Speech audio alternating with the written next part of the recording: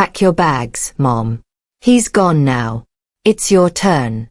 My son Nathan's words hit me like ice water as I stood in my own kitchen, still wearing the black dress from yesterday's funeral. Go die somewhere else. The sound of my coffee mug shattering against the kitchen floor was nothing compared to the sound of my heart breaking. But you know what? Sometimes the cruelest betrayals lead to the most unexpected discoveries. Where are you watching from today? Drop your location in the comments below and hit that like and subscribe button. Let me take you back to how this nightmare began. 3 days earlier, I was Eleanor Hartley, 68, devoted wife of 42 years to Richard Hartley, mother to 3 children, grandmother to 5. I thought I knew exactly who I was and where I belonged. I was wrong about everything. Richard had been sick for 8 months. Pancreatic cancer, they called it. I'd spent every single day by his side, holding his hand through chemo, pretending I didn't notice how his wedding ring had become too loose on his finger. The hospital became my second home, and the nurses knew my coffee order by heart. Mrs. Hartley, Dr. Campbell had said on that final Tuesday morning, "We've made him as comfortable as possible. It's time to call the family." Nathan arrived first, of course. My eldest son, 45, successful lawyer, always dressed like he was headed to court, even on weekends. He took charge immediately, barking orders about arrangements, talking to doctors in hushed tones, while I sat beside Richard, stroking his silver hair. "Eleanor, you should go home and rest," Nathan said, not even looking at me. "I'll handle everything here." "I'm not leaving him," I replied firmly. Richard and I had promised each other decades ago, in sickness and in health, till death do us part. I meant every word. Nathan's jaw tightened, but he didn't argue. He never argued directly with me. Not then. He saved his real feelings for later when he thought I couldn't hear when he was on the phone with his wife Vanessa about the burden of caring for Mother. Now Richard passed away at 3:17 a.m. on Thursday morning. I was holding his hand when his breathing simply stopped. After 42 years of marriage, I felt like half of my soul had been ripped away. But I had no time to grieve properly because Nathan immediately took over. The funeral home needs decisions now. Mom, what kind of casket? What flowers? What burial plot? Everything became a whirlwind of arrangements I barely understood. Nathan made most of the choices while I sat in a fog of grief, nodding when prompted, signing papers I didn't read. Richard had always handled our finances, our important paperwork. I trusted Nathan to do right by his father's memory. The funeral was everything Richard would have hated. Too formal, too expensive, too much show. But Nathan insisted on giving Dad the send-off he deserved, which apparently meant spending a fortune on flowers and a mahogany casket that cost more than most people's cars. After the service, people came back to our house. My house technically, though it had never felt like just mine before, friends from Richard's work. Neighbors, relatives I hadn't seen in years. Everyone kept saying the same things. "He's in a better place. At least he's not suffering anymore. You were such a devoted wife." Devoted wife. Yes, I had been. Devoted to the point of losing myself completely in someone else's life. I'd given up my teaching career when Nathan was born. Given up my dreams of writing. Given up my independence piece by piece until I wasn't Eleanor anymore. I was just Richard's wife, Nathan's mother, everyone's helper, but nobody's priority. That night, after everyone left, after the dishes were done and the leftover casseroles stored in the refrigerator, I sat alone in my living room and truly felt the silence for the first time. Richard's chair sat empty, still indented from years of him sitting there reading his newspapers. His reading glasses were still on the side table where he'd left them the morning he went to the hospital for the last time. Nathan had stayed to help with cleanup, which mostly meant he sat at the kitchen table making phone calls about settling Dad's affairs. I could hear him talking to someone about life insurance policies, about the house, about what needed to be done to get everything in order. "What do you mean the accounts are frozen?" I heard him say sharply into his phone. "There has to be a way to access the funds immediately." I should have paid more attention to that conversation. I should have asked questions, but I was drowning in grief. And Nathan seemed to have everything under control. He'd always been the responsible one, the one who handled complicated things. The next morning, Friday, Nathan arrived at 8 a.m. sharp with coffee and a manila folder thick with papers.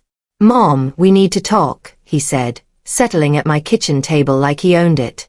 I poured myself coffee with hands that still trembled slightly. "What about, sweetheart? About your future? About what happens now?" Something in his tone made me look up. His expression was businesslike, cold in a way I'd never seen directed at me before. "I don't understand." Nathan opened the folder and pulled out several documents. "Dad left some debts, Mom. More than you know. The medical bills, the funeral costs, the mortgage on this place. It's going to be tight financially." My stomach dropped. "How tight?" "Tight enough that keeping this house isn't practical. You're going to need to downsize. Move somewhere more affordable. Somewhere that makes sense for someone your age." "Someone my age?" I repeated slowly. "Nathan, I'm 68, not 88. I'm perfectly capable of—" "Mom," he interrupted me, his voice taking on the patient tone he used with difficult clients. "You've never handled finances. You don't understand what's involved in maintaining a property like this. The taxes alone are going to eat up most of Dad's Social Security survivor benefits." I stared at him, trying to process what he was saying. "Where exactly do you think I should go?" Nathan pulled out a brochure from his folder, sliding it across the table. "Sunset Manor. It's a very nice assisted living community about an hour from here. I've already spoken with them about availability." Assisted living. I picked up the brochure with numb fingers, with smiling elderly people playing cards, walking in gardens, eating in communal dining rooms. It looked pleasant enough, but it also looked like the end of any life I'd ever known. "Nathan, I don't need assisted living. I can take care of myself perfectly well." "Can you, Mom? When was the last time you balanced a checkbook, paid bills, made a major decision without Dad's help?" The words stung because they were partially true. Richard had handled our finances for decades, but that didn't mean I was incapable of learning, of taking control of my own life. "I can learn," I said quietly. "At 68, Mom, be realistic. It's time to let the younger generation handle the complicated stuff. Vanessa and I have been talking, and we think this is the best solution for everyone." "Best for everyone or best for you?" The question slipped out before I could stop it. Nathan's face darkened. "What's that supposed to mean?" "Nothing," I said quickly. This is all happening so fast. Can't we wait a few weeks? Let me process Dad's death before making major life changes." "The bills don't wait, Mom. The mortgage doesn't wait. Every day we delay costs money we don't have." I felt trapped, cornered, completely out of my depth. Nathan was the expert, the successful one, the one who understood legal and financial matters. How could I argue with him when I didn't even know where Richard kept our insurance papers? "I need time to think," I said finally. Nathan's patience was visibly wearing thin. "There's nothing to think about, Mom. This is the reality of the situation." That's when he delivered the words that changed everything. "Pack your bags, Mom. He's gone. Now it's your turn. Go die somewhere else." The casual cruelty of it, the way he said it like he was asking me to take out the trash, broke something inside me. This was my son, the boy I'd rocked to sleep, helped with homework, cheered for at baseball games. This was how he saw me now, as a burden to be disposed of. After Nathan left, I sat in my kitchen and cried for the first time since Richard's diagnosis. Not the dignified tears of a grieving widow, but the raw, ugly sobs of a woman who just discovered that the life she'd built was nothing but an illusion. But here's the thing about hitting rock bottom. It gives you a solid place to push off from. I spent that entire Friday in a haze of disbelief, wandering through my house like a ghost. Every room held memories I wasn't ready to pack away. The kitchen where Richard and I had shared morning coffee for decades. The living room where we'd watched our children grow up. Where we'd celebrated birthdays and anniversaries. The bedroom where we'd whispered our dreams and fears in the darkness. How do you pack up 42 years in cardboard boxes? By Saturday morning, I'd made a decision. If Nathan was right about our finances being a disaster, I needed to see for myself. Richard had always kept his important papers in his home office, a small room off the main hallway that I rarely entered. It was his space filled with filing cabinets and banker's boxes that seemed impossibly complicated to me. But complicated or not, it was time I learned the truth about my own life. I started with his desk looking for bank statements, insurance papers, anything that might give me a clearer picture. What I found made my hands shake. Credit card bills with balances that made my stomach turn. Medical bills marked past due in red letters. Notices from the mortgage company that I didn't understand, but that looked ominous.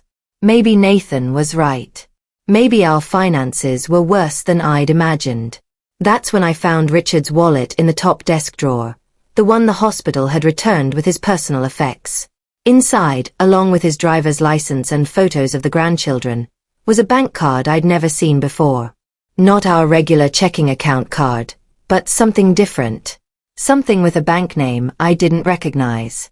First National Private Banking. Private banking? We'd banked at the local credit union for 30 years. What was this? I turned the card over in my fingers, studying it. It looked expensive somehow, heavier than a regular bank card, with Richard's name embossed in gold letters. Below his name, in smaller print, were the words, Platinum Account Holder. The more I stared at this mysterious card, the more questions multiplied in my mind. If we were really in such terrible financial trouble, why did Richard have an account with a private bank? Why had he never mentioned it? And why did Nathan, who seemed to know everything about our finances, not know about this? Sunday morning, I called Nathan. "Mom, it's early," he said, sounding irritated. "What do you need?" "I've been going through your father's papers," I said carefully, "and I have some questions about our finances." "I told you not to worry about that stuff. It's too complicated and it'll just stress you out." "Nathan, I found a bank card I don't recognize. First National Private Banking. Do you know anything about this?" There was a pause long enough to make me wonder if we'd been disconnected. "Nathan. Oh, that old thing. Dad mentioned it once. It's probably just an old account with nothing in it. You know how he was about never throwing anything away."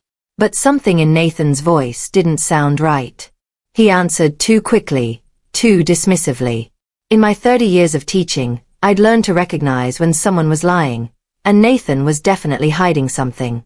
"I think I'll go to the bank on Monday and ask them about it," I said, testing his reaction. "Mom, don't waste your time. I'm telling you, it's nothing.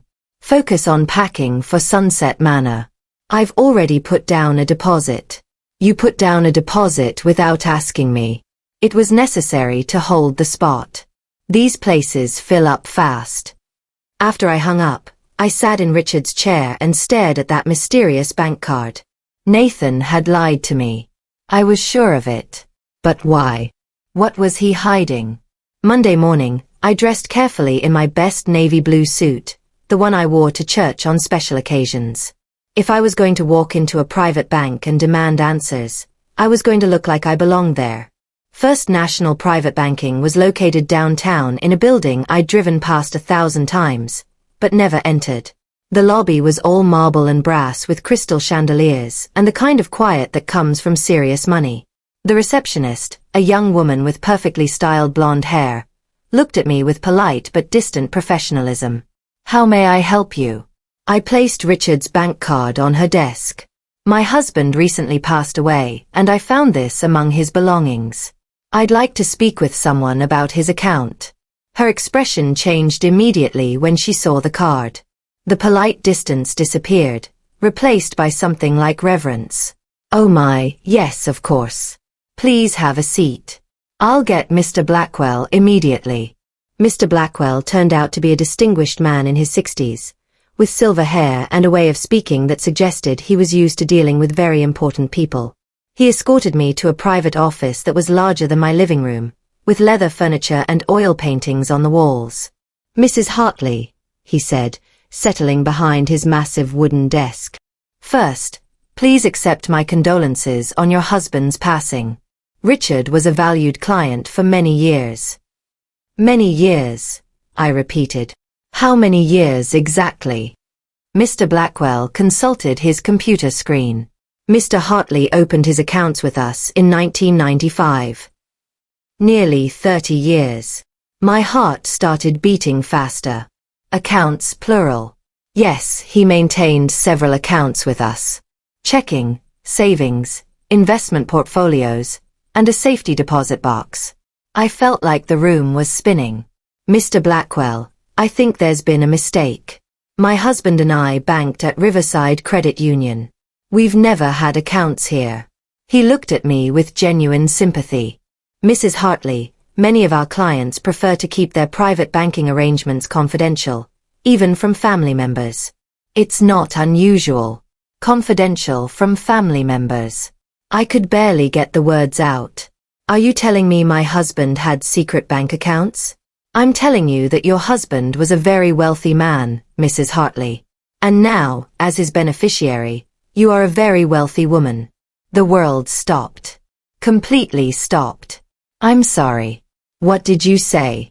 Mr. Blackwell turned his computer screen toward me, and what I saw made my knees weak. Numbers. Lots of numbers.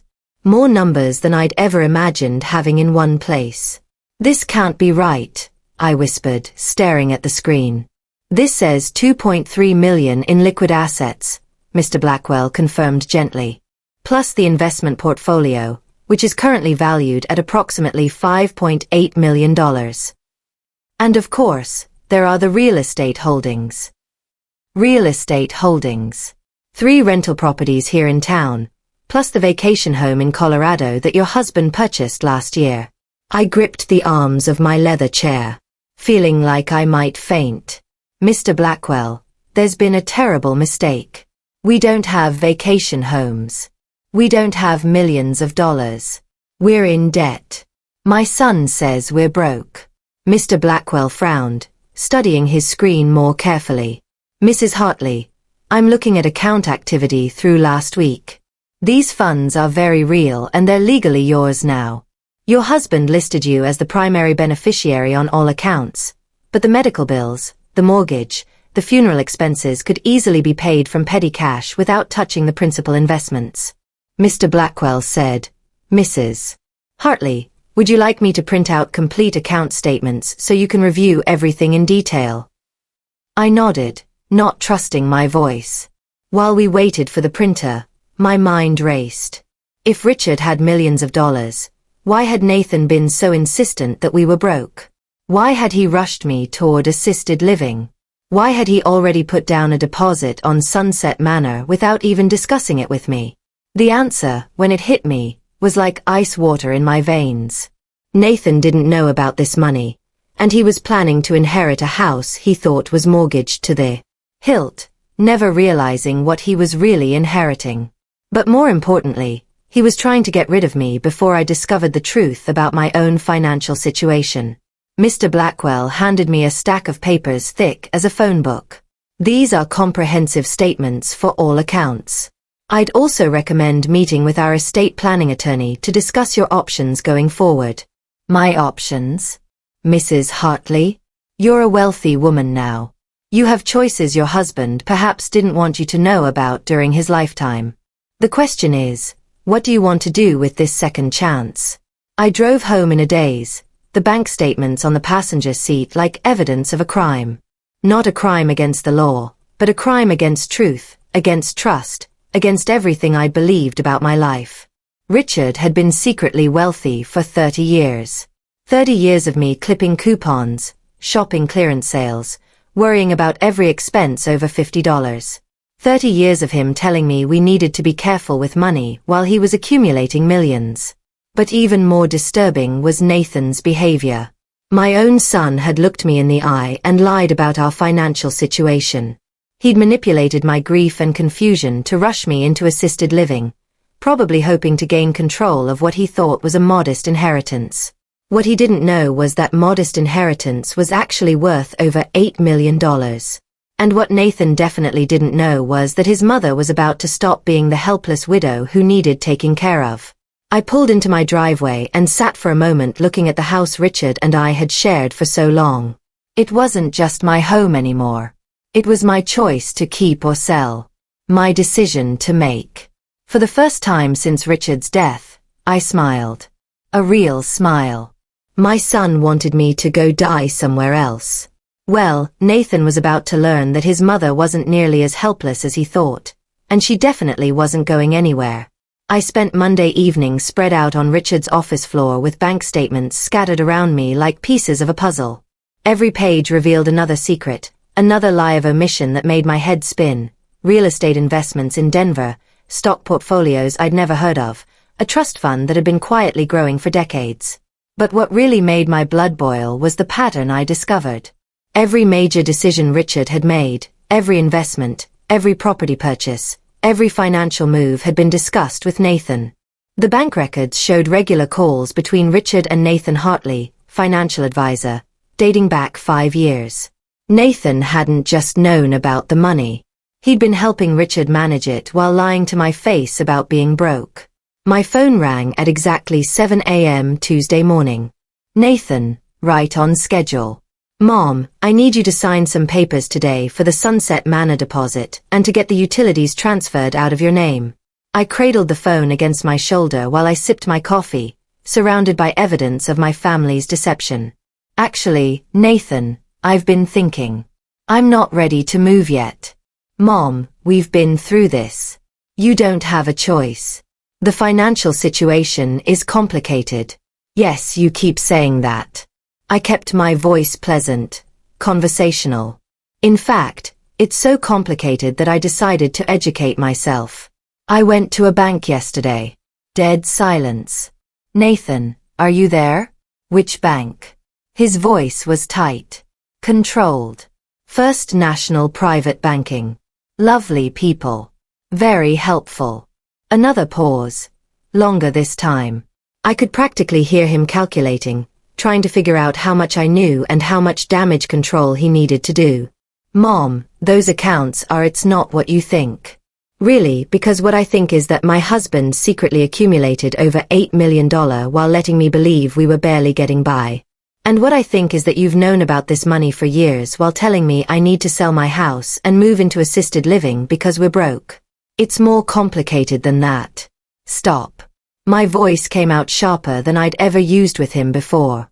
Stop telling me it's complicated. Stop treating me like I'm too stupid to understand my own life. And stop lying to me. Nathan's carefully controlled facade finally cracked. Fine. Yes, I knew about Dad's money. He made me promise not to tell you because he was worried you'd spend it all on foolish things. He was protecting the family's future. Protecting the family's future from me. His wife of 42 years. Mom, you have no experience with large sums of money. Dad was afraid you'd make emotional decisions, give it all away to charity, or fall for scams. He was looking out for you. I almost laughed at the audacity. He was looking out for me by letting me worry about every grocery bill while he had millions in the bank. He was protecting me by keeping me ignorant of my own financial security. Yes, exactly. You've always been too trusting, too generous. Dad knew you'd want to help everyone. Give money to the church, pay for the grandchildren's college, donate to every sob story that crossed your path. He was preserving the wealth for the family's real needs. The family's real needs, I see. And I suppose those real needs don't include the actual widow who lived with him for 4 decades. Nathan's voice turned cold, businesslike. Mom, you're being emotional. This is exactly why Dad made these decisions. You're proving his point. Emotional. There it was. The word men use to dismiss women's legitimate anger as hysteria. I'd been called emotional for having feelings about discovering my entire marriage was built on financial lies. I'd been called emotional for being upset that my son had conspired to ship me off to assisted living while planning to inherit millions. Nathan, I want you to listen very carefully because I'm only going to say this once. I am not moving to Sunset Manor. I am not selling my house. I am not signing any papers you put in front of me. And I am definitely not letting you manage my finances. Mom, you're making a mistake. The mistake was trusting you. I hung up. Within an hour, my doorbell was ringing. Nathan stood on my front porch with Vanessa, his wife. Both of them looking like they were preparing for battle. Mom, we need to talk, Nathan said, pushing past me into the house. Vanessa followed her perfectly styled blonde hair and designer clothes, making her look like she was dressed for a country club lunch rather than a family intervention.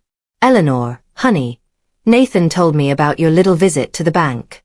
You must be feeling so overwhelmed. Little visit. Feeling overwhelmed.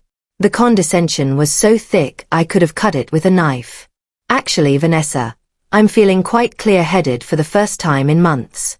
Nathan had positioned himself in Richard's favorite chair, a not-so-subtle power play that made me bristle. Mom, let's be realistic. You've never handled finances. You don't understand investment strategies or estate planning. This money needs professional management. You're absolutely right, I said, settling into my own chair across from them. It does need professional management. I'm meeting with a financial advisor tomorrow morning. Good. Vanessa clapped her hands together. Nathan can recommend several excellent. Not Nathan. The temperature in the room dropped 10 degrees. Mom. Nathan's voice carried a warning tone I'd never heard before. Don't be foolish. Family takes care of family. You can trust me to do what's best. Can I? Because from where I sit, it looks like you've been planning to do what's best for Nathan, not what's best for me. Vanessa jumped in with her sugary sweet voice. Eleanor, that's not fair. Nathan has spent countless hours dealing with your father's affairs, managing all the complicated legal issues. He's been protecting you from stress and paperwork. You wouldn't understand. Protecting me from stress by lying about our finances and trying to force me into assisted living. It's not assisted living.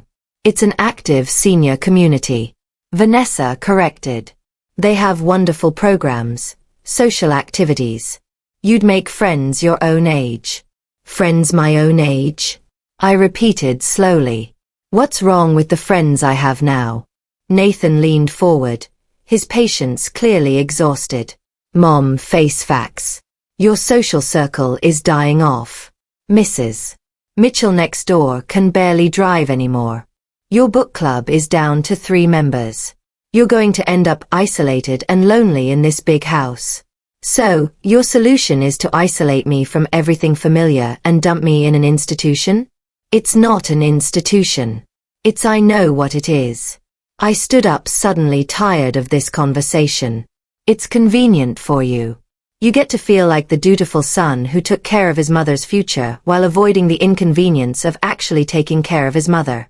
Nathan's face flushed red. That's not true, isn't it? When was the last time you called me just to check how I was doing? When was the last time you visited when you didn't need something? When was the last time you treated me like a person instead of a problem to be solved? Vanessa tried to play peacekeeper. Eleanor, you're grieving. You're not thinking clearly. Give yourself time to process everything before making rash decisions. I've had plenty of time to process. Vanessa, I've processed 30 years of financial lies. I've processed my son's plan to warehouse me in assisted living. I've processed the fact that my own family sees me as a burden instead of a human being. Nobody sees you as a burden, Nathan said. But his voice lacked conviction. Really? Then prove it. Apologize for lying about our finances. Admit that you were wrong to try to force me into Sunset Manor. Promise that from now on you'll treat me as an equal partner in decisions about my own life. Nathan and Vanessa exchanged glances. The silence stretched on until it became an answer in itself. I thought so. I walked to the front door and held it open. I think you should leave now. Mom, you're making a huge mistake, Nathan said as he stood up. You're going to regret this. The only thing I regret is not standing up for myself sooner. After they left, I poured myself a glass of Richard's expensive wine I'd never been allowed to touch because it was too good for everyday drinking, and sat in his office, surrounded by the evidence of our secret wealth. Tomorrow, I would start taking control of my own life. Tonight, I would toast the end of being anyone's convenient victim. I raised my glass to Richard's empty chair. Here's to secrets, darling. Yours are finally out, and mine are just beginning. For the first time in my adult life, I was rich, independent, and completely free to make my own choices. Nathan was right about one thing. I was definitely going to make some decisions he wouldn't like. Wednesday morning found me in a coffee shop downtown waiting for Diane Kim, the financial advisor I'd found through an online search specifically for advisors who specialized in helping women manage sudden wealth. I'd deliberately chosen someone Nathan wouldn't know, someone who had no connection to his professional network. Diane arrived precisely on time, a sharp-looking woman in her 40s with intelligent eyes and a firm handshake.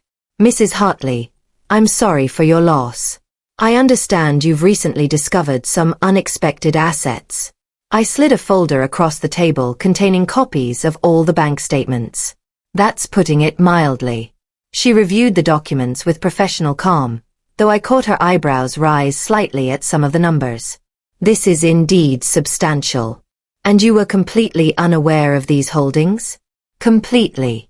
My husband managed all our finances for 42 years. I thought we banked at the local credit union and lived paycheck to paycheck. Diane closed the folder and looked at me directly. Mrs. Hartley, what do you want to do with this money? It was such a simple question, but nobody had asked me that before. Nathan had told me what he thought I should do. Richard had made decisions without consulting me, but nobody had simply asked what I wanted. I want to understand it first, I said. I want to know how much is really there, what my options are, and what kind of life this money can give me. Fair enough. Let's start with the basics. Diane pulled out a legal pad. You have roughly 2.3 million in liquid assets, savings, and checking accounts that you can access immediately. The investment portfolio is worth about 5.8 million, but that's subject to market fluctuations. The real estate holdings need to be appraised, but based on current market values, you're looking at approximately 9 to 10 million total. 9 to 10 million. Even hearing it a second time made my head spin. What kind of annual income would that generate? Conservatively managed, about 300 to 400,000 per year without touching the principal. More aggressively invested could yield higher returns but with greater risk. 300,000 per year. That was more than Richard and I had ever made combined during our highest earning years. Mrs. Hartley, may I ask what prompted this financial discovery? You mentioned your son in our phone conversation. I told her the whole story. Nathan's lies about being broke, the pressure to move to assisted living, the discovery of the secret accounts, Nathan's admission that he'd known all along. Diane listened without interruption, taking notes. When I finished, she sat back in her chair with a thoughtful expression. Mrs. Hartley, I've worked with several women in similar situations. Wives who discovered their husbands had been controlling their access to their own financial security. The pattern is unfortunately common. So Richard wasn't protecting me from making foolish decisions. Richard was protecting his control. There's a difference. Diane's voice was gentle but firm. Controlling access to financial information is a form of financial abuse, even when it's done by well-meaning husbands who think they know best. Financial abuse. I'd never thought of it that way, but the term fit. Richard had deliberately kept me ignorant and dependent while accumulating wealth that was legally half mine. As for your son, Diane continued, his behavior suggests he was planning to inherit your estate while positioning himself as your financial guardian. It's a common scenario when family members assume older women can't manage money. What would you advise me to do? First, secure your assets. Change all passwords, establish new accounts in your name only, and revoke any powers of attorney your son might have. Second, take time to learn about your investments before making any major decisions. Third, decide what kind of life you want to live now that you have the freedom to choose. That afternoon, I met with the estate planning attorney Diane had recommended, Robert Sterling. His office was in the same building as Nathan's law firm, which gave me a small thrill of satisfaction. Nathan might run into me in the elevator and wonder what I was up to. Mrs. Hartley. Mr. Sterling said after reviewing my situation, "Your husband's estate planning was interesting. He set up the accounts to bypass probate, which means you inherited everything immediately without court oversight. But he also structured things in a way that would have given your son significant control if you had remained unaware of the full assets." How so? Your house, for instance, is titled in a way that would have automatically transferred to your son upon your death.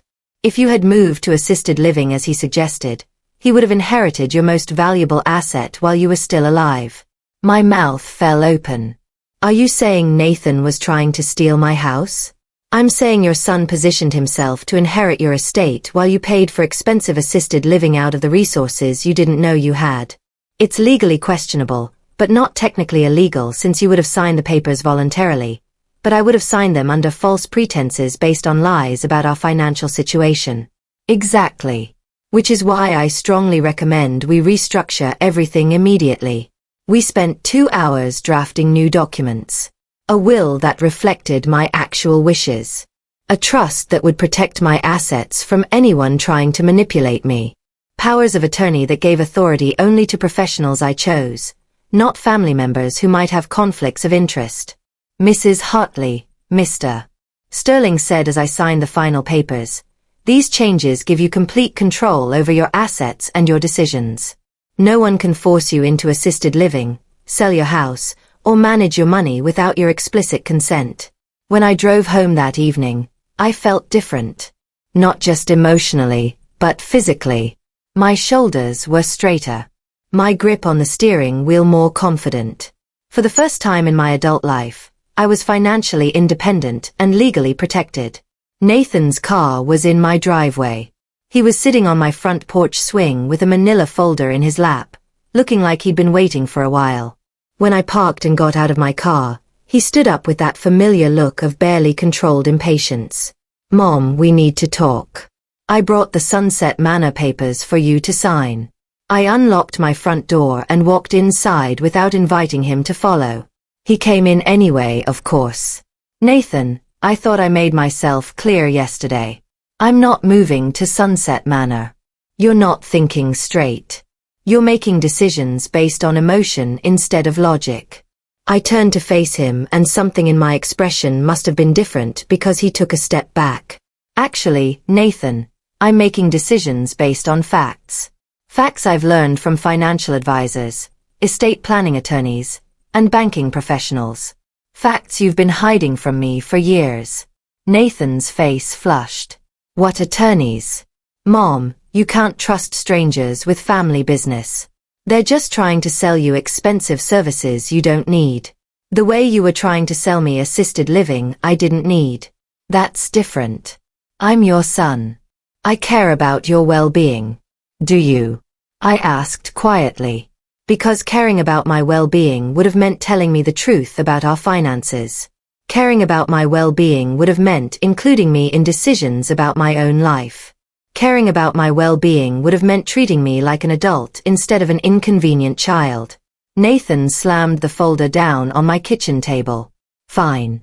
You want the truth? Here's the truth. Dad left you more money than you know how to handle. You're going to get scammed, make stupid investments, give it all away to charities, and sob stories. Within 5 years, you'll be broke and expecting me to support you. And if that happened, would I what? Support me. If I lost everything, would you take care of me or would you ship me off to the cheapest nursing home you could find?" Nathan's silence was my answer. "I see." I walked to the kitchen counter and poured myself a glass of water, taking my time. "Nathan, I want you to leave now." "Mom, I want you to leave. And I want you to take your assisted living papers with you. I won't be needing them." "You'll regret this," Nathan said, gathering up his folder. "When you're broke and alone, don't expect me to bail you out." "Don't worry," I replied calmly. "I won't expect anything from you ever again." After he left, I sat at my kitchen table and thought about the conversation. Nathan hadn't asked how I was feeling about discovering Richard's lies. He hadn't apologized for his deception.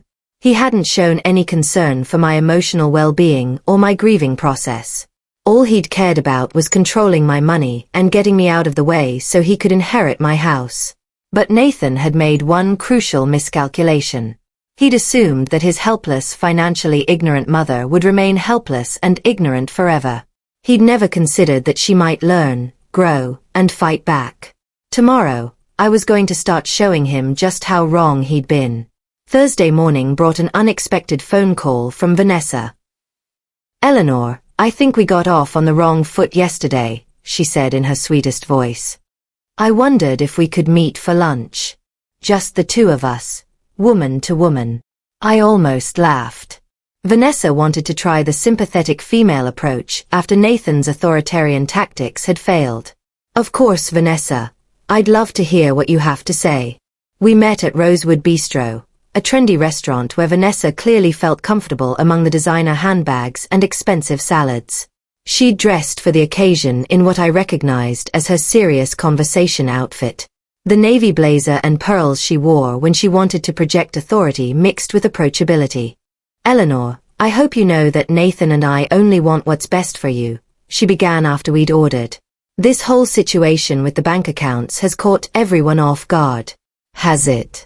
"Because Nathan seems to have known about them for quite some time." Vanessa's smile faltered slightly. "Well, yes, Richard had mentioned some investments to Nathan, but none of us realized the full scope.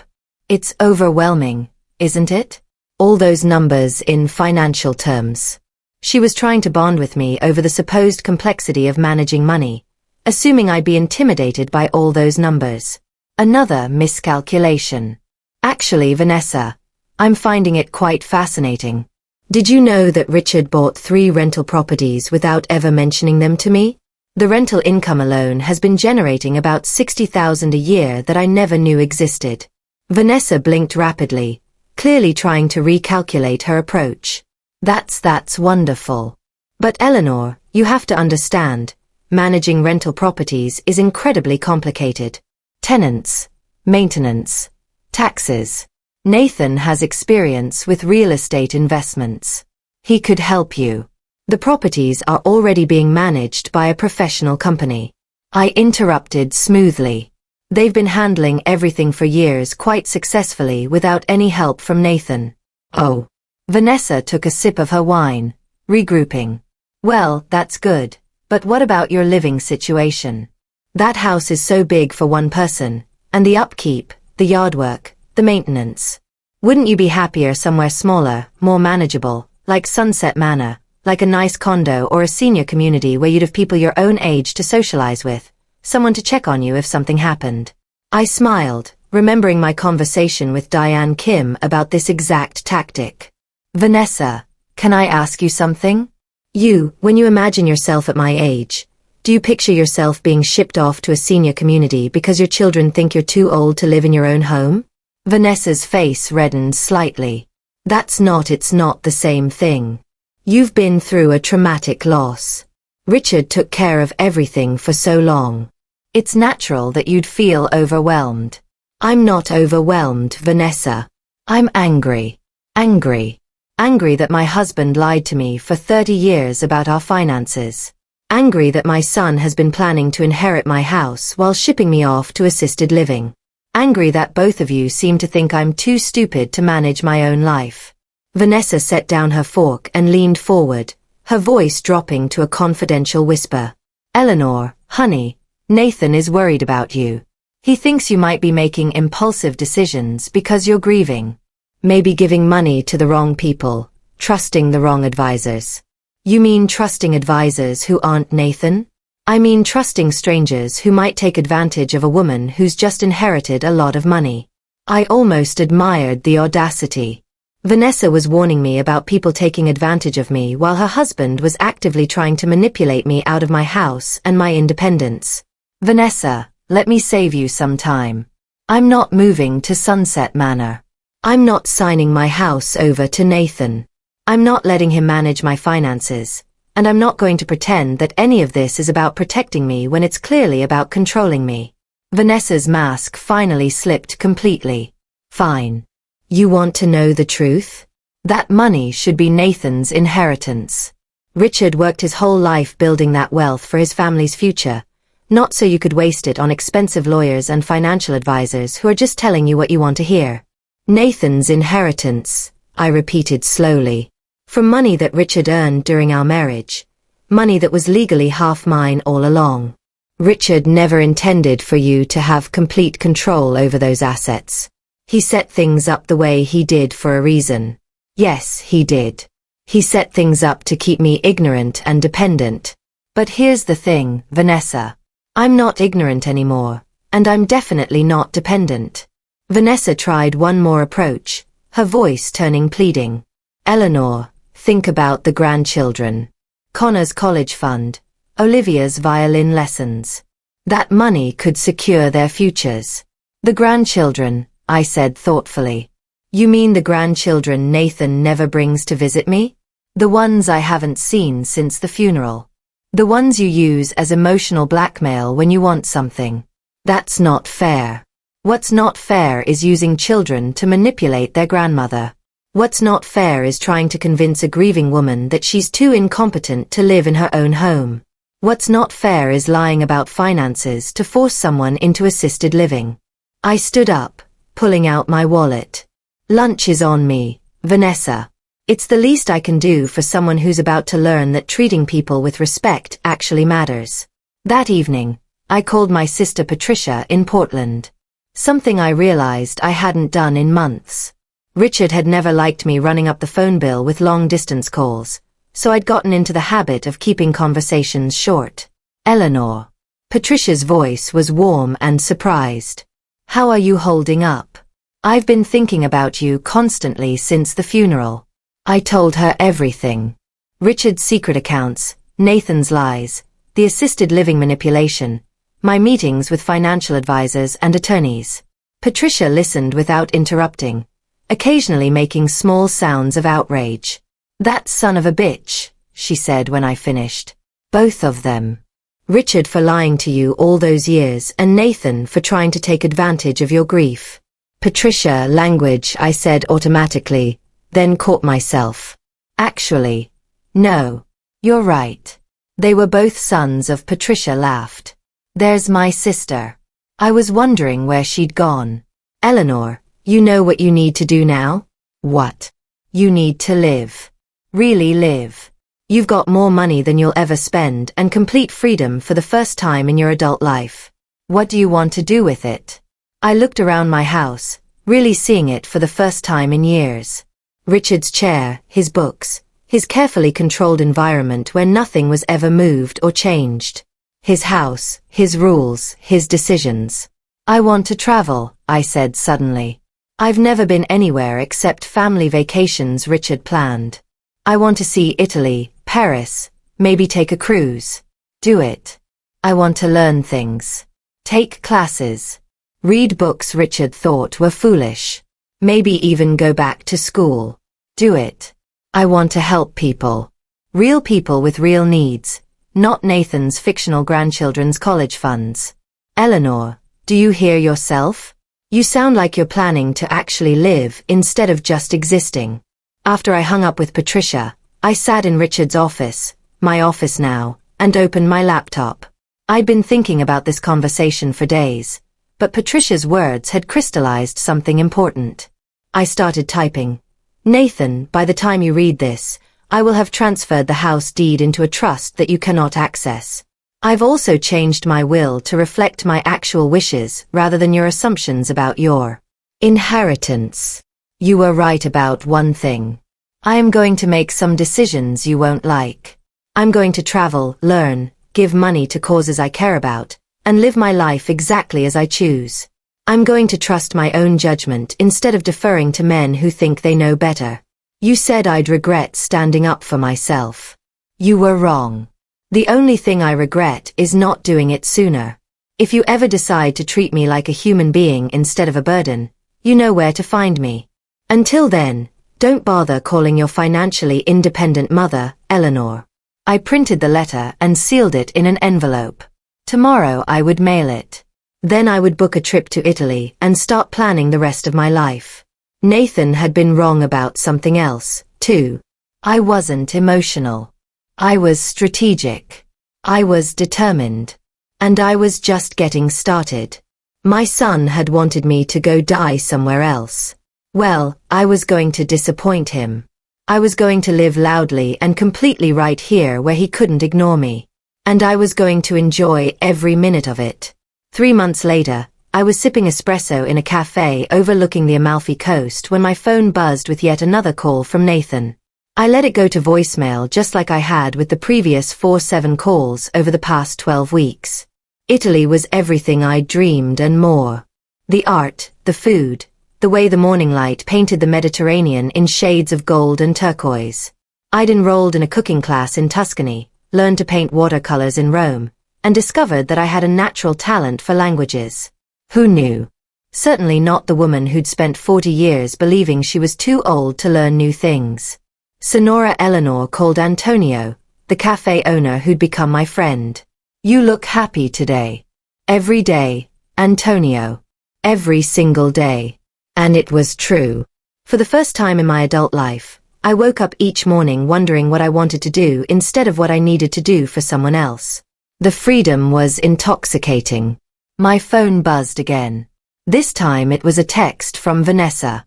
"Eleanor, Nathan is very worried about you. Please call him." I typed back, "Nathan is worried about my money, not me. There's a difference." 20 minutes later, another text. "The children miss their grandmother." I almost laughed. "Tell the children they can visit me in Italy. I'd love to show them the Colosseum." No response to that one. The truth was I'd been sending the grandchildren postcards from every city I visited along with care packages of Italian chocolates and small gifts. Not once had Nathan allowed them to call and thank me. He was using them as weapons, but he'd forgotten that weapons can be taken away from people who don't know how to handle them properly. That evening, back in my lovely hotel room in Positano, I video called Patricia. "You look amazing," she said immediately.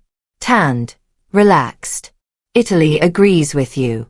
"Italy agrees with independence," I corrected, "though the food doesn't hurt." Any word from Nathan? Daily calls I don't answer. And increasingly desperate texts from Vanessa. They're realizing I'm not coming home to play the helpless widow. Patricia grinned. "Good for you. But Eleanor, you can't stay in Europe forever." "Why not? I have more money than I can spend in 3 lifetimes. I can live anywhere I want. Because you're an American woman with roots, not a permanent tourist. And because Nathan needs to learn that his actions have consequences." She was right, of course. Running away to Italy was lovely, but it wasn't really solving the problem. Nathan was still telling people I was having a mental breakdown, still positioning himself as the concerned son dealing with his unstable mother. Diane Kim had been sending me updates on his activities, and they weren't pretty. "Patricia, what if I told you I was thinking about moving back home and really shaking things up?" "I'd say it's about time. What did you have in mind?" "Well," I said, settling back against my pillows with a glass of Chianti. "I've been thinking about what this town really needs and what Nathan really deserves." The next morning, I booked my flight home. 2 weeks later, I was back in my own house. But everything had changed. Not the house itself. That was exactly the same. I was what had changed. 3 months of freedom, of making my own decisions, of being treated like an intelligent adult, had transformed me completely. Nathan showed up within hours of my return. Of course, he must have had someone watching the house. "Mom, thank God you're home." He tried to hug me, but I stepped back. "We were so worried. Disappearing like that without telling anyone your plans." "I told you my plans. You just didn't like them." Running off to Europe isn't a plan. It's escapism. You can't solve your problems by running away from them. I poured myself coffee in my own kitchen, marveling at how small and dark it seemed after the sun-drenched cafes of the Mediterranean. Actually, Nathan, I wasn't running away from my problems. I was running toward my solutions. What's that supposed to mean? It means I've had 3 months to think about what I want to do with the rest of my life. And I've made some decisions. Nathan's face tensed. What kind of decisions? I'm starting a foundation. The color drained from his face. A what? A charitable foundation. The Eleanor Hartley Foundation for Women's Independence. We'll provide financial literacy education, legal assistance, and temporary housing for women escaping controlling relationships. Nathan sat down heavily at my kitchen table. Mom, you can't give away Dad's money to strangers. It's not Dad's money anymore, Nathan. It's mine, and I'm not giving it away. I'm investing it in something that matters. You're not thinking clearly. This is exactly what Dad was afraid of. You're making emotional decisions without understanding the financial implications. I pulled out a thick folder from my briefcase and set it in front of him. Actually, I understand the implications perfectly. Diane Kim helped me structure everything properly. Tax advantages, operational efficiency, maximum impact. We've already filed the paperwork. Nathan opened the folder and his face went white as he read. $5 million? You're putting $5 million into this charity. Initial funding. Yes. There's also a building. What building? I bought the old Morrison department store downtown. We're renovating it into a women's center, legal aid clinic, job training programs, childcare facilities, temporary apartments for women in transition. Nathan was staring at the papers like they were written in a foreign language. You bought a building when? Last month while I was in Italy. Amazing what you can accomplish with modern technology. This is insane. You're throwing away the family's financial security on some feminist project. Feminist project. I interrupted, my voice sharp enough to cut glass. Nathan, helping women escape financial abuse is a feminist project the same way helping people escape burning buildings is a fire safety project.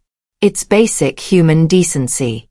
But $5 million, Mom, that's Connor and Olivia's college money. That's our family's future. There it was again. Our family's money. Connor and Olivia's inheritance. As if I were merely the temporary custodian of wealth that rightfully belonged to Nathan and his children. Nathan, let me explain something to you. Connor is 8 years old. Olivia is 6. By the time they're ready for college, the foundation will have helped hundreds of women rebuild their lives. The remaining $3 million in my portfolio will still be earning income. And if they want college money, they can visit their grandmother who actually cares about them instead of using them as emotional blackmail. Nathan's face was turning red, the way it used to when he was a child having a tantrum. You're doing this to punish me. I'm doing this because it's what I want to do with my life and my money. The fact that you see it as punishment says more about your priorities than mine. Dad would be rolling in his grave. Dad, I said calmly, spent 30 years lying to me about our finances while accumulating wealth he never intended to share with his own wife. I'm not particularly concerned about his posthumous opinions. Nathan slammed his hand down on the table. You're destroying everything he worked for. No, Nathan, I'm building something better. That's when the doorbell rang. Through the front window, I could see a sheriff's deputy standing on my porch with papers in his hand. Nathan and I looked at each other, both wondering who could be getting served with legal papers. Turns out it was Nathan.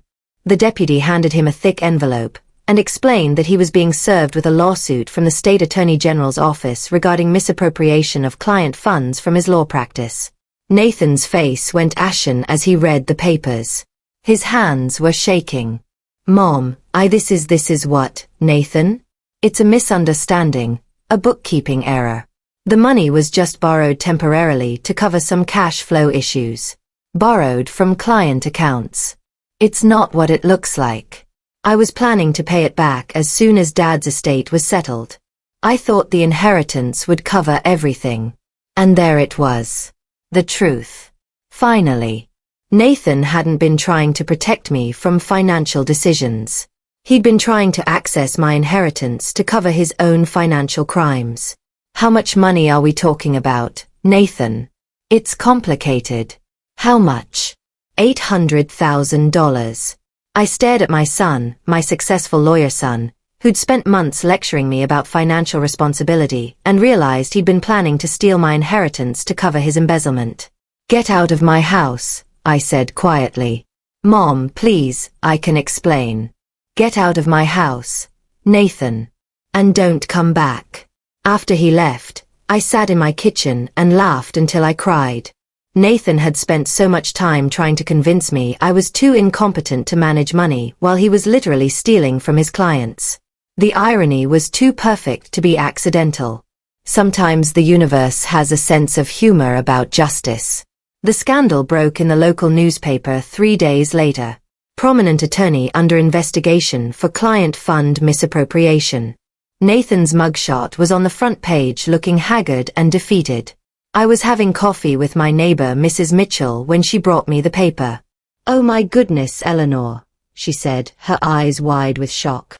Did you know about this? I found out the same time you did, Grace, when the deputy served him papers in my kitchen. But surely you'll help him. He's your son, and you have all that money now. I set down my coffee cup carefully. This was the conversation I'd been expecting, the one where people assumed I'd bail Nathan out because that's what mothers do. Grace, if your son stole money from people who trusted him, would you reward that behavior by giving him more money to steal? Well, no, but family is family. Family doesn't steal from clients and then try to steal their mother's inheritance to cover it up. Mrs. Mitchell looked confused. What do you mean? I told her the whole story. Nathan's lies about our finances, his attempt to force me into assisted living, his plan to inherit my house while I paid for expensive care with money I didn't know I had. So, you see, I concluded, Nathan wasn't protecting me from bad financial decisions. He was making bad financial decisions and planning to use my money to fix them.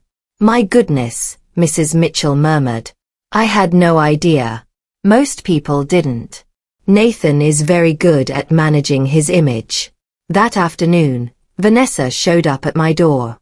She looked terrible. Hair disheveled, makeup smeared, clothes wrinkled like she'd been wearing them for days. Eleanor, please, she said before I could even say hello. Nathan needs help. The legal fees alone are going to bankrupt us. Come in, Vanessa. I led her to the living room, noting how she looked around at my house like she was calculating its value. Nathan made mistakes, she continued, perching on the edge of my sofa. But he's not a criminal. He was just trying to keep his practice afloat during a difficult time by stealing $800,000 from client accounts. It wasn't stealing. It was borrowing. He was going to pay it back. With my inheritance money, Vanessa's composure cracked. Eleanor, we're going to lose everything. The house, the kids' school, Nathan's practice, everything we've worked for. And what do you want me to do about that? Help us. Loan us the money to pay back the clients. Nathan can rebuild his practice, pay you back with interest. I studied Vanessa's face, seeing the desperation she was trying to hide. Vanessa, let me ask you something. 3 months ago, when Nathan was trying to force me into assisted living, did you think that was wrong? What? That's not relevant now. It's completely relevant. You supported your husband's plan to manipulate a grieving widow out of her home and her independence. You helped him lie about our finances. You tried to convince me I was too incompetent to manage my own life. We thought we were helping. You thought you were inheriting my house and my money. There's a difference. Vanessa's desperation turned to anger. Fine. You want to be vindictive? You want to destroy your own family over money? I'm not destroying my family, Vanessa. Nathan destroyed his family when he decided to steal from his clients and manipulate his mother. Those clients don't need the money. Most of them are wealthy. They'll never miss it. But Nathan's your son, your flesh and blood. I almost admired her audacity. She was literally arguing that Nathan's theft was acceptable because his victims were wealthy while asking me to give her money because she wasn't. Vanessa, I want you to listen carefully because I'm only going to say this once. I will not give Nathan money to cover his crimes. I will not mortgage my future to enable his irresponsibility. And I will not pretend that stealing is acceptable because the victims can afford it. You're heartless, she spat, standing up abruptly. Your own son is facing prison, and you're worried about protecting your precious money. My son is facing prison because he committed crimes, not because I refuse to bail him out. There's a difference between heartless and having boundaries. Don't expect us to be there for you when you're old and need help. I smiled. Vanessa, I'm already old, and the last thing I need is help from people who think manipulation is love and theft is acceptable if it benefits the family. After she left, I called Diane Kim to update her on Nathan's legal troubles. I'm not surprised, Diane said.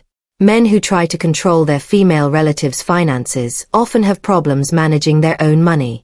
It's about power, not competence. Should I be worried about him trying to access my accounts somehow? All your assets are protected now. He has no legal standing to touch anything. But Eleanor, I should warn you. Desperate people do desperate things. Make sure your home security is updated. That evening, I had new locks installed and a security system activated. I thought Nathan's manipulation was the worst he could do. I was about to learn how wrong I was. The break-in happened on a Tuesday night in November. I'd been home from Italy for 6 weeks, and Nathan's legal troubles were getting worse. His law license had been suspended.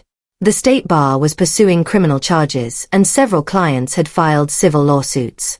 I was awakened at 2 a.m. by the sound of glass breaking downstairs. My first thought was that a tree branch had fallen through a window. We'd been having severe storms all week. Then I heard footsteps. I grabbed my phone and dialed 911 while creeping toward my bedroom door to listen. 2 voices, both male, moving through my house like they knew the layout. Office is down the hall. Safe should be behind the painting. They were looking for something specific. They knew about Richard's old office. Knew about the safe he'd installed behind his Civil War painting. 911. What's your emergency? This is Eleanor Hartley at 247 Elm Street. I whispered into the phone. Someone has broken into my house. Are you safe? Can you get to a secure location? I'm upstairs in my bedroom with the door locked. Officers are on their way. Stay on the line with me. I could hear them downstairs, drawers being opened, furniture being moved, the safe door creaking open. Whoever was down there knew exactly where to look and how to open Richard's safe. Then I heard a voice that made my blood run cold. It's not here. The papers aren't here, Nathan. My own son had broken into my house in the middle of the night. Check the file cabinets, said another voice. One I didn't recognize. They spent 20 minutes searching Richard's office while I sat in my bedroom, phone clutched in my hand, listening to my son commit another felony in my house. Police sirens finally wailed in the distance, getting closer. I heard rapid footsteps, then the back door slamming. Ma'am, this is Officer Martinez. Police are on scene. Are you injured? No, I'm fine. They ran when they heard the sirens. It took 2 hours to process the scene. The police dusted for fingerprints, photographed the damage, took my statement. They found crowbar marks on the back door and glass from the kitchen window scattered across the floor. Mrs. Hartley, Officer Martinez said as they finished up. You said you recognized one of the voices. Are you certain it was your son? Absolutely certain. I've been listening to Nathan's voice for 45 years. And you want to press charges? I thought about that question for a long moment. Pressing charges meant Nathan would face additional felony counts on top of the embezzlement case. It meant our relationship would be permanently destroyed. It meant admitting publicly that my own son had burglarized my house. Yes, I said firmly. I want to press charges. The next morning, Nathan was arrested at his house and charged with breaking and entering, burglary, and criminal mischief. The newspapers had a field day with the story. Embezzlement suspect arrested for burglarizing mother's home. Vanessa called me screaming. How could you do this to him? He's your son. He broke into my house in the middle of the night. Vanessa, what did you expect me to do? He was just looking for some papers that belong to your father. Something that might help with his legal defense. What papers? Insurance documents. Something that might show your father had been planning to help Nathan with business expenses. I almost laughed. Nathan had been looking for some mythical document that would prove Richard had approved his theft. When that didn't exist, he decided to create his own evidence. Vanessa, there are no papers that would justify stealing $800,000 from client accounts. You don't understand the pressure he's been under, the stress of trying to manage his practice, take care of his family, and worry about your erratic behavior. My erratic behavior? Running off to Europe without telling anyone, starting this foundation, refusing to help your own family. Nathan's been telling everyone you're having some kind of mental breakdown. And there it was, Nathan's backup plan. If he couldn't manipulate me into giving him money, he'd convince everyone I was mentally unstable. He'd been laying the groundwork for months, telling people my behavior was erratic, that I was making irrational decisions, that someone needed to step in and take control of my finances for my own protection. Vanessa, I said calmly, Nathan is facing federal charges for embezzling money from his clients. He broke into my house in the middle of the night looking for documents that don't exist. Who exactly is having the mental breakdown here? The line went quiet for so long, I thought she'd hung up. Vanessa, this isn't over. Eleanor, you think you're so smart, but you're just a bitter old woman destroying her own family, and you're an enabler married to a criminal. I guess we both have our roles to play. After I hung up, I sat in my kitchen and realized something profound. I felt relieved. For months, I'd been carrying the burden of Nathan's lies, Vanessa's manipulations, and my own guilt about standing up for myself. Now that Nathan had shown his true character so completely, so publicly, so criminally, I was finally free from any obligation to protect him from the consequences of his actions.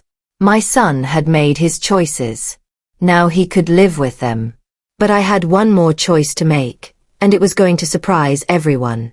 6 months later, I was standing in the main hall of the newly opened Eleanor Hartley Center for Women's Independence, watching 37 women and their children celebrate the center's official dedication. The old Morrison building had been transformed beyond recognition. Bright, modern apartments filled the upper floors. The ground level housed the legal aid clinic, job training classrooms, and a childcare center that buzzed with happy voices throughout the day.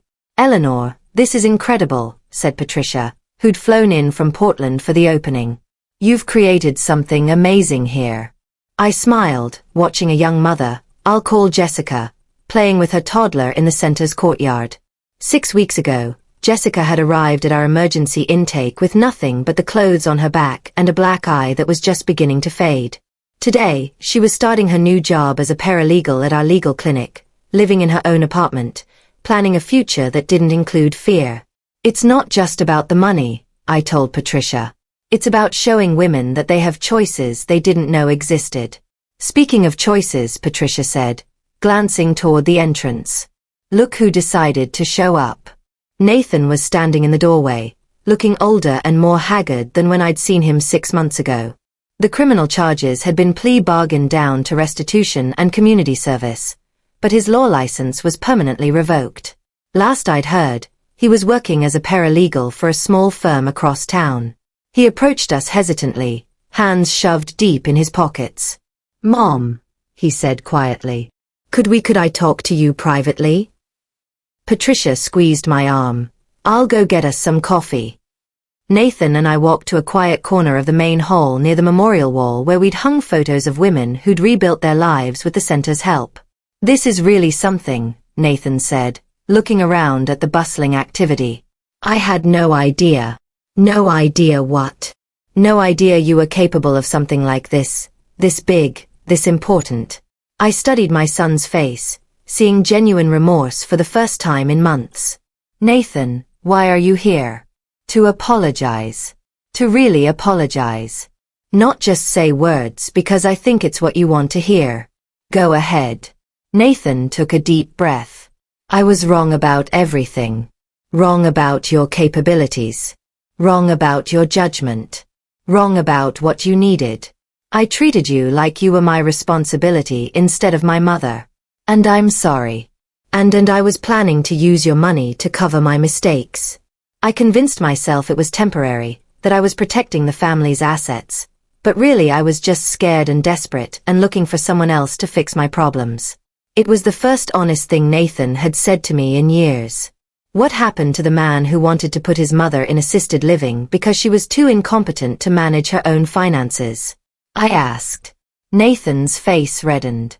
That man was an arrogant ass who thought success in one area meant he was qualified to make decisions for everyone else. And the break-in?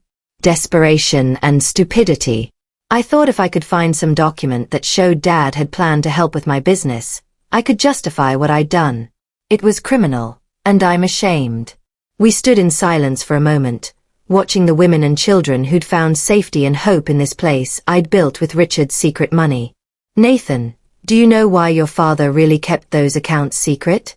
I assumed it was to protect the money from poor investment decisions. That's what he told you, but I found something in his papers after you were arrested. Letters from a financial advisor dating back to the early 1990s. Nathan looked confused. What kind of letters? Your father wasn't just accumulating wealth, Nathan. He was hiding it from the IRS. About half of that $8 million should have been reported as income over the years. Richard was committing tax evasion on a massive scale. Nathan's face went white. What? The secret accounts, the offshore investments, the cash transactions. Your father was essentially running a tax avoidance scheme. When I found the evidence, I hired a tax attorney and negotiated a settlement with the IRS. That's why I only put $5 million into the foundation. The other $3 million went to back taxes and penalties. So, your father was a criminal, Nathan, just like you became. The difference is he never got caught. Nathan stared at me with a mixture of shock and something that might have been relief. So, you weren't protecting family money. You were cleaning up family crimes. I was taking dirty money and using it for something clean. This center, these women's lives, the children who will grow up safe because their mothers had somewhere to go. That's Richard's real legacy now. Nathan looked around the bustling center with new eyes. This is actually incredible. Mom, you turned Dad's lies into something honest. I turned his control into freedom. For me and for everyone this place helps. We talked for another hour. Really talked for the first time since Richard's funeral. Nathan told me about his struggles with his legal practice, his fear of failure, his desperate attempt to maintain a lifestyle he couldn't afford. I told him about the loneliness of my marriage, the slow erosion of my confidence, the way Richard's financial control had made me doubt my own judgment about everything. Mom, Nathan said finally, I know I don't deserve forgiveness. I know I've burned bridges that maybe can't be rebuilt, but I want you to know that what you've done here, standing up for yourself, building something this meaningful, I'm proud of you. Are you? I'm proud. And I'm ashamed that it took me so long to see who you really are instead of who I thought you should be. That evening, after everyone had gone home and the center was quiet, I sat in my office and thought about the journey that had brought me here. A year ago, I'd been a grieving widow being manipulated out of her home by her own son. Today, I was the founder of a thriving organization that had already helped dozens of women escape situations like the one I'd unknowingly lived in for decades. Richard had controlled me with money I didn't know existed. Nathan had tried to control me with lies about money I didn't know I had. But in the end, that same money had bought me something neither of them had ever expected me to want: independence. My phone buzzed with a text from Jessica, the young mother who'd started work as our paralegal. Mrs. Hartley, thank you for showing me that being strong isn't the same as being alone. Emma took her first steps today, and I thought you should know. I smiled, thinking about Emma's first steps and my own first steps toward the life I was meant to live. Nathan had told me to go die somewhere else. Instead, I'd learned how to live somewhere better. I'd learned that 68 isn't too old to start over, that wisdom is more powerful than manipulation, and that the best revenge against people who underestimate you is proving them spectacularly wrong. I'd learned that I was never really Richard's helpless wife, or Nathan's burden of a mother. I was Eleanor Hartley, teacher, foundation founder, champion of women's independence, and survivor of my own family's lies. Most importantly, I'd learned that sometimes the cruelest betrayals lead to the most unexpected discoveries about money, about power, about what it really means to be free. And I was just getting started. Thanks for listening. Don't forget to subscribe and feel free to share your story in the comments. Your voice matters.